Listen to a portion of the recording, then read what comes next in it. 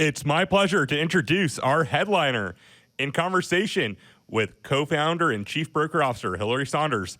Let's give a warm welcome to the founder and CEO of international lifestyle brand Goop, Academy Award-winning actor, New York Times bestselling author, and actual Disney superhero, Gwyneth Paltrow.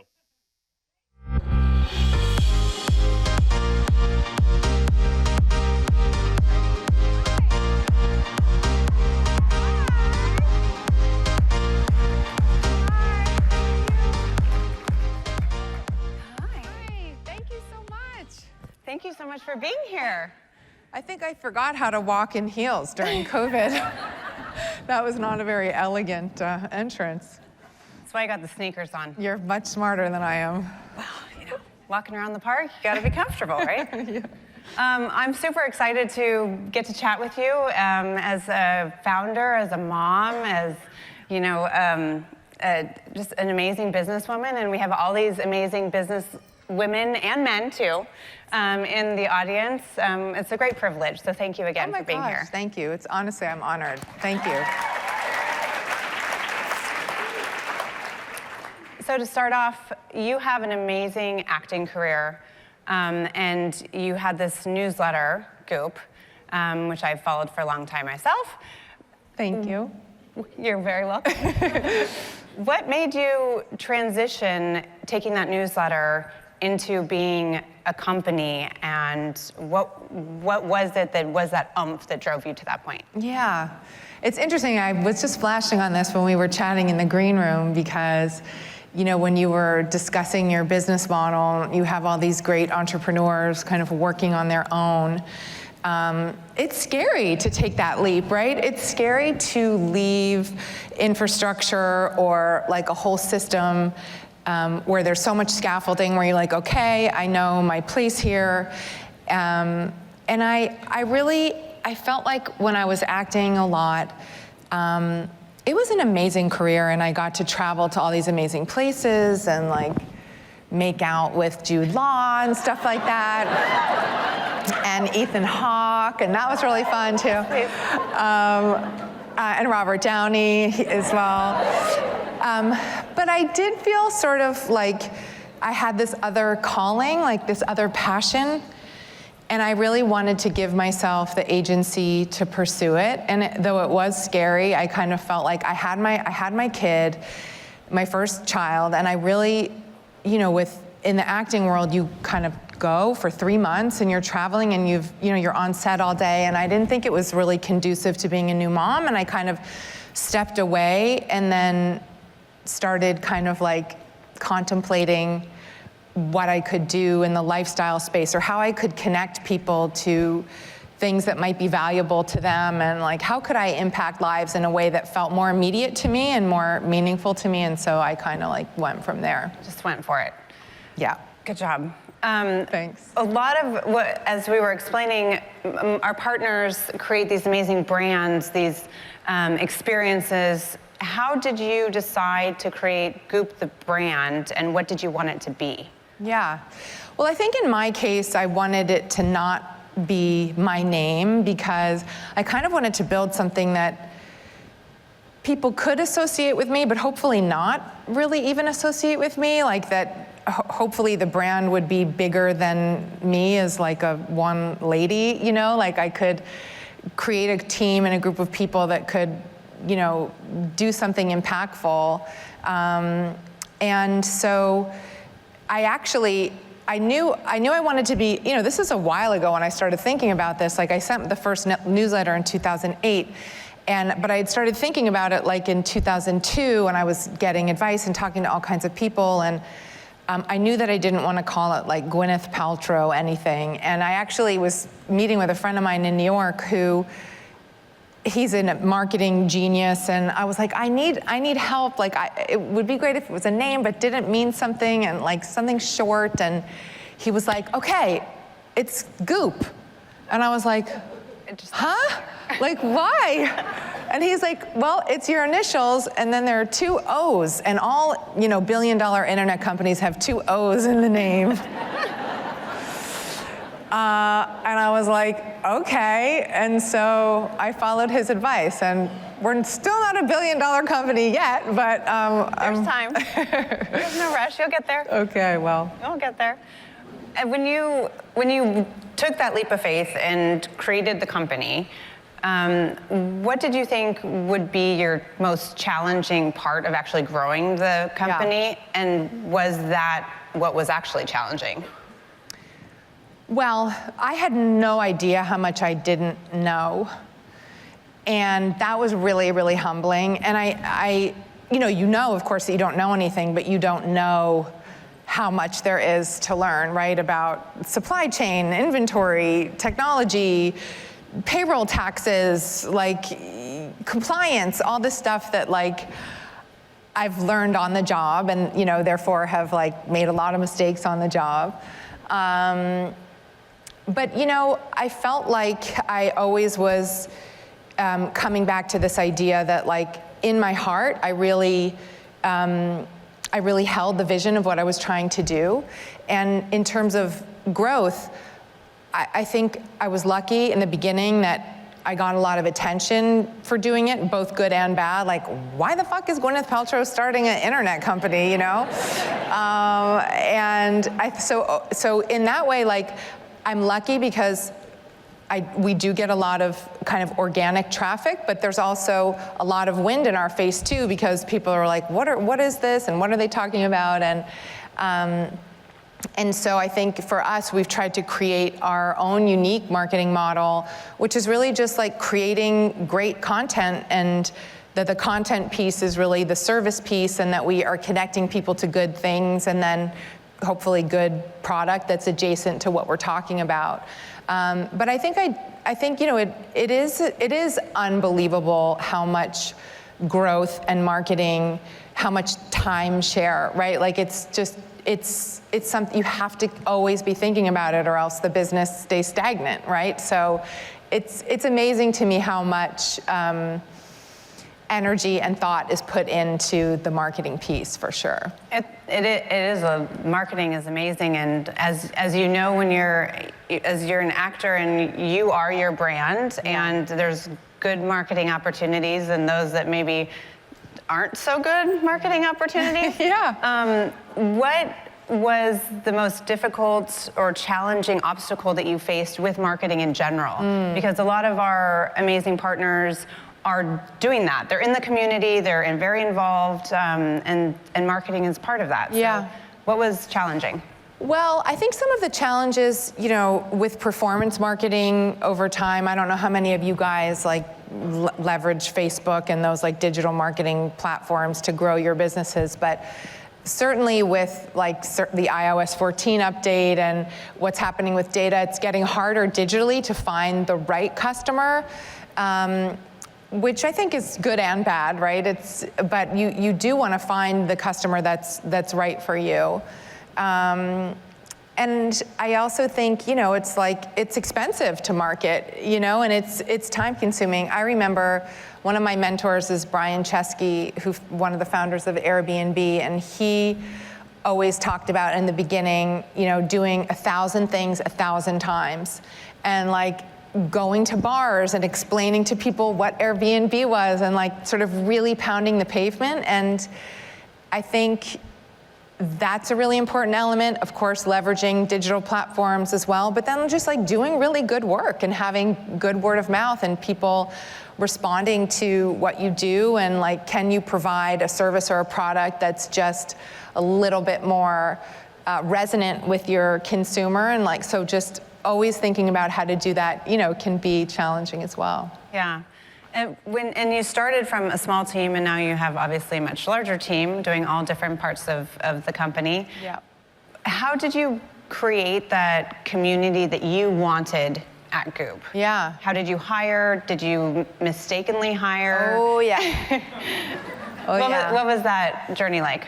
Well, it's interesting. I think when you start out and you have you're like such a values and passion-driven business, and you hire people that are in it with you, and sometimes they're not the right people for every iterative phase of the company, and you need to make those adjustments. And I think also because I have the celebrity piece, like I think I've attracted some people who are maybe not there for totally the right reasons. But I've also managed to find and create an amazing team.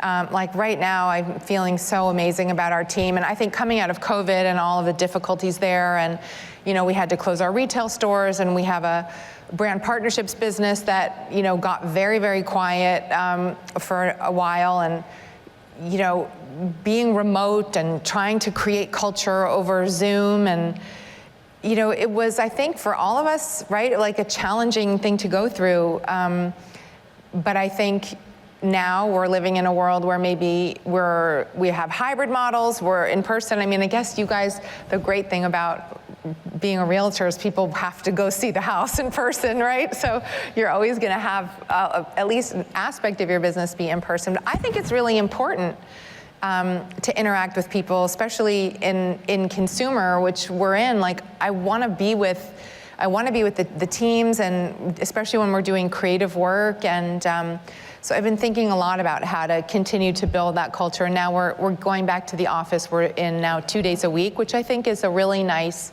balance and a way for people to connect. And also just, so you can continue to reiterate what the culture is and what the values that are important to you and the company. It's important to articulate those, I think, over and over again. Right.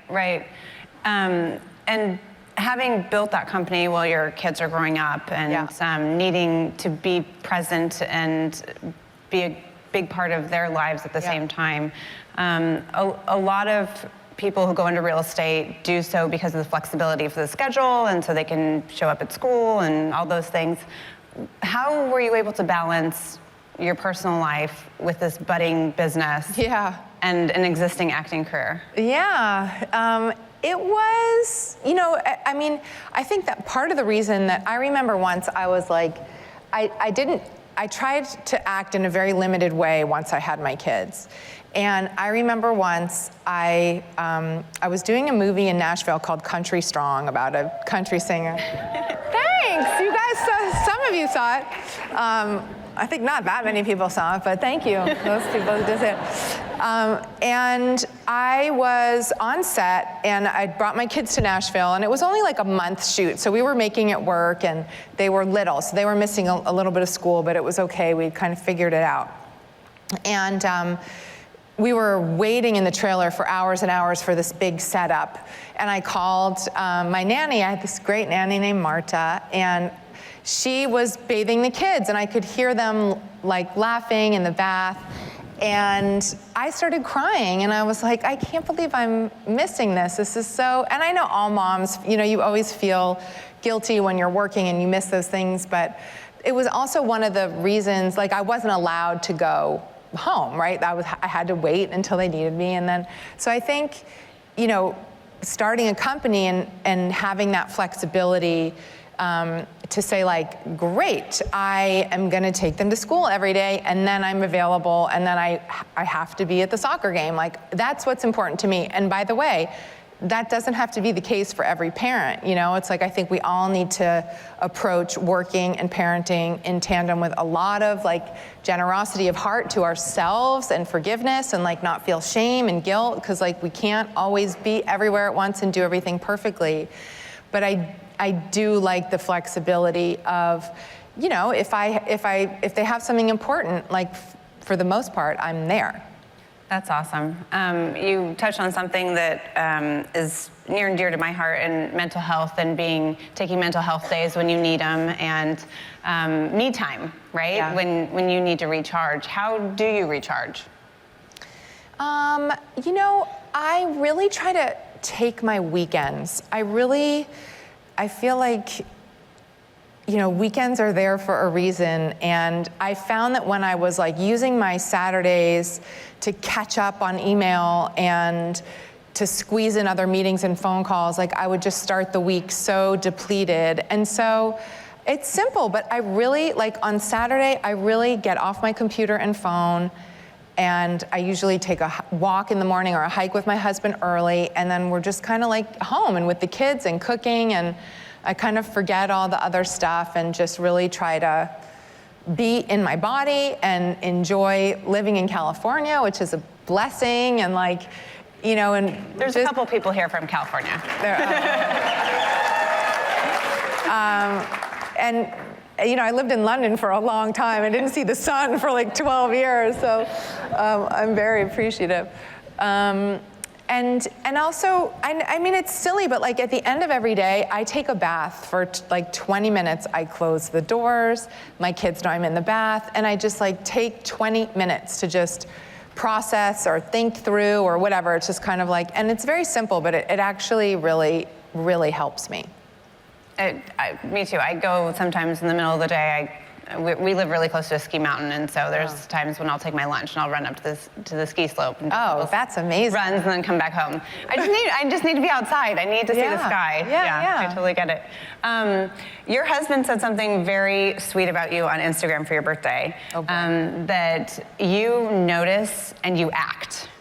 And that touched me very, very deeply, because I like to try and be present, and it's something that we talked about earlier, Guy and Ed and I, which was that we're trying to be more present. How do you focus on a very daily, busy basis to show up for those moments, to be present? Yeah. Well, I think it's a practice. I definitely did not used to be that way. I was like chasing everything at once, and I think, you know, after I turned 40, I recalibrated a lot of things, and I always say, like, I feel like we get like a software upgrade when we're 40, and like I just had mine. I'm about to get my 50-year-old upgrade, so I don't know what that's going to be, but I hope it involves a facelift. Yeah, thank you very much. I heard that. But I think that being present is hard. Like, and our society and culture really doesn't set us up for success in being present, right? We're overrun with obligations and responsibilities, and then we have this thing in our culture too, which is like we want to give badges of honor for working so hard that we're suffering and exhausted, you know, and I don't think it's right. Like, I think we need to make sure that we take the time to be human beings who are in bodies and have feelings and feeling our feelings. And the only way you can do that is if you're actually present to what's happening within you, your own mind, your own heart, the people around you that you love. And also, like, that you're able to bring vulnerability like that, because it's easier to be, you know, protective of yourself when you're busy, and, you know, you're not like, you know, life can be more tender and painful in certain ways when you're more present to what's actually happening. So I'm a work in progress in that way, but I do think with the people that I really love, like, I sit and I connect, and like, that's also selfishly, I get so fed from being like in a true moment like that with somebody that I love. Yeah. How do you encourage your team to recharge themselves? Because you know, it's hard when you're building a company and there's so many things to do, and like you said, there's so many things to learn, so many things you didn't know. How do you encourage them to also recharge and take time? Well, we really, you know, we do certain things at the company. I think that we try to build in ways for people to rest, but also encourage them to really think about what they need. So we have like unlimited paid vacation. We give, you know, I do something actually every August that I think is, or sometimes it's in July, but which is I close the entire company headquarters for 2 weeks so that everybody has a synchronized vacation. Because what I found, like, there's a reason they do that in Europe, and they've been doing that forever, right? Because really, if you take a week, but you know everybody's there and everybody's slacking you or texting you, you don't really get to recharge. So that's one of my favorite parts about working at Goop, is that we take Goopcation every summer and really encourage everybody. And I encourage them to bring that kind of self-care with them throughout the year, and to take time and set boundaries, especially with the remote piece of the work, when people find themselves slacking at 11 p.m. Right. And so we've had to have some, talks about that as well. Yeah, that's a hard one. Yeah. I've just started learning how to turn off my phone when I'm on vacation. Now that That's good. We have a team. Now that so you're we're good. 40, yeah, right? Yeah. You can. Like, I need a break. What would you, considering that it's towards the end of Women's History Month, and we have so many women business owners, over 50% of side businesses are women owned. That's good. Good job. Unheard of in the industry. What would you say to your daughter if she comes to you and, Mom, I want to start a business, whether it's, making lemonade or candles or whatever, doesn't matter. Candles, I've cornered that market. She already expresses a lot of interest in business, which I love, and she's a very entrepreneurial spirit. So does my stepdaughter as well. And I love to have those conversations with them around, well, what would you do? And what do you think is the path there? And why do you want to do it? Like, what is the why? So I think the more women in business and positions of power, the better the world will be. So I really believe that. So I'm definitely encouraging the young women in my house, for sure. That's awesome. Would you let them try and experience the failures on their own, or would you want to try and guide her a certain direction? It's such a good question, because I think that the reason that we evolve into the human beings that we evolve into is because of obstacles and pain and disappointment, and that's how we find our resilience. That's how we understand our character, our own value system. So as much as it's excruciating to watch your child go through disappointment or pain, it's so necessary. It's such an important part of life. So, and I think we really are a generation of parents that want to remove every obstacle from them, but it's important. It's really, really important. It's hard to watch, but it's critical, I think. You grew up in the industry and acting. Your parents were actors and in that field. Did they guide you, or did you learn that kind of maneuvering of the industry yourself? It's so interesting. I grew up, my mom is an amazing actress, and she grew up, I grew up watching her do theater all the time. She was predominantly on Broadway and, in summer stock theater, and she was so incredible on stage, and she was so full of life and power, and I just wanted to be whatever that was, and so I thought that you can kind of be the captain of your own ship in that way if you're an actor, and so I followed in her footsteps, and that was just my model for what an entrepreneur is. And it's actually interesting because I think that the entrepreneurial spirit has to be so present in artists, because you have to have this crazy self-belief, and you have this amazing drive, and almost this stupidity around this idea that you can succeed, and everyone else is you're never going to make it, But yeah, I always I wanted to be like her, and now, of course, I know that you can, be a boss in other ways too. A boss mom, I like it. Yeah.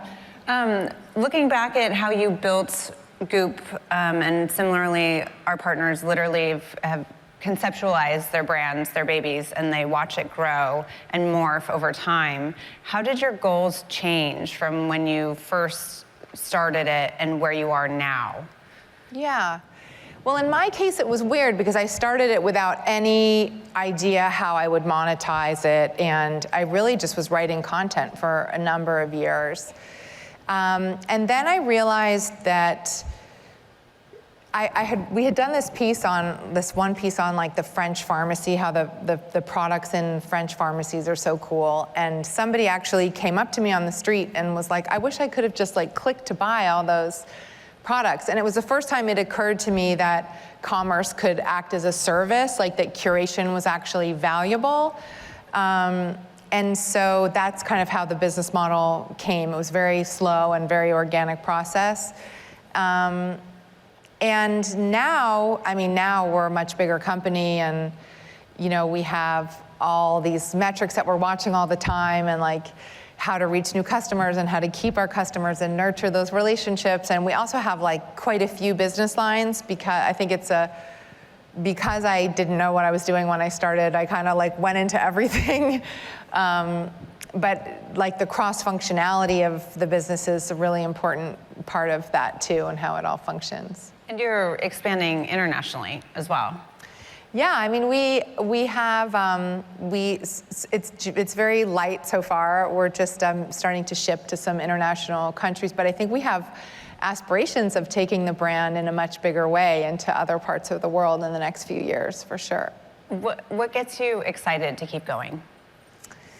That's a really good question, and I think it's something that I've been talking about a lot recently, because sometimes, when you have your own business, which most of you do, right? It gets kind of lonely when you're running it. Like you're the person who is responsible for everything, and sometimes you run out of steam, And like I was having this conversation the other day, because I was kind of reflecting back on the COVID years and how difficult it's been, and when I can connect really strongly back to the mission and my team, like when I feel like my team and I are aligned and we're all in the same boat, rowing in the same direction, I get like giddy and think like, oh my gosh, we could really like do something impactful, So it's really remembering the why, and then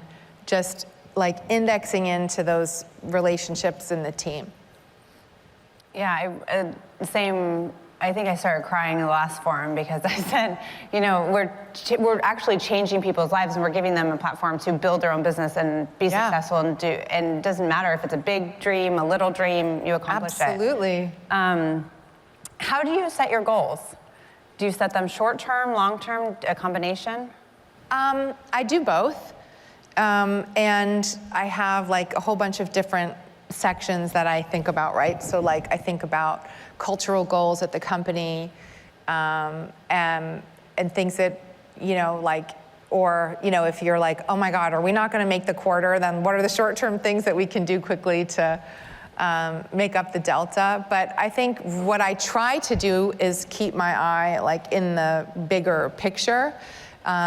And I think like when you get really tactical, which we all have to do a lot of the time, you can sort of lose sight of like where you're going and where you're leading everybody to. So I always try to think about like, especially if I'm tired, I think like, okay, where do we want to be in 3 years or 5 years? Like, what do we want to be doing? And what are some sort of pie in the sky, like, do we want to have a Goop hotel somewhere? And even if we're never going to execute that, like, just the exercise of thinking about how we would want to grow the brand in the future, or where we would want to be, like, I find that energizing. So I think thinking about big picture goals actually really helps with realignment and energy. Yeah. What, looking back from when you started, was there anything that you would tell yourself then as you were starting to either definitely do this or definitely don't do that? Yes. So many things. I guess, I would be, I think, a little bit harder on myself earlier. Like, I would have challenged myself earlier to kind of operationalize the business, and because I was always good at asking questions and calling mentors or saying, I don't know how to do this, but I think I could have been, I think I could have leaned harder into the things that don't come naturally to me, which you really need to grow a business, right? So like processes and the right technology stack and OKRs and all of those things. Like, I wish that I was like, whatever, that's boring. Like, I don't want to deal with that. And I think that it slowed things down, you know? So I definitely would have approached, once I decided how I was going to monetize, I wish I had approached it with more rigor. I also wish that I had been more discerning around people and making sure that the people that I brought in were really like the right people, or, you know, and I think sometimes we want to keep people around that we're like, oh, but I know their kid and like I love them, but they're not going to be the right person necessarily for the next, you know, phase. So I think those are the two areas that I would have been a little bit more kind of hard on myself in. Any things that you would tell yourself definitely to do? To do? In a positive way? Yeah, I mean, I'm really proud of what we've done. I think we've introduced really good ideas into the culture, really good discussions. I love the fact that we can be sort of what people think at the time is controversial and talking about, you know, something like how to divorce in a nice way, and then the internet freaks the fuck out, and then like, or like gluten-free food, like if you have stomach issues, and then everyone freaks out, and then kind of watching how actually like these are ideas that are beneficial for some people or could help, and like how we are trailblazers in that way, and I love that about us, and I would never change that about us, even though sometimes we're misunderstood or like, you know, like people use us as clickbait and stuff like that. I stay so close to who we are and what we're doing, and I'm really proud of the fact that we're able to move culture and kind of create markets in that way, you know, like that, you know, someone came up to me on the street, and this chef, and she was like, you know, you help make healthy food sexy, like, thank you for doing that. And I was like, that's pretty cool, you know, so I would still do that. Awesome. Well, thank you again. We Oh my greatly gosh, appreciate thank you. Thanks so much. Thanks. Thank you. Do I get up? Yeah. Okay.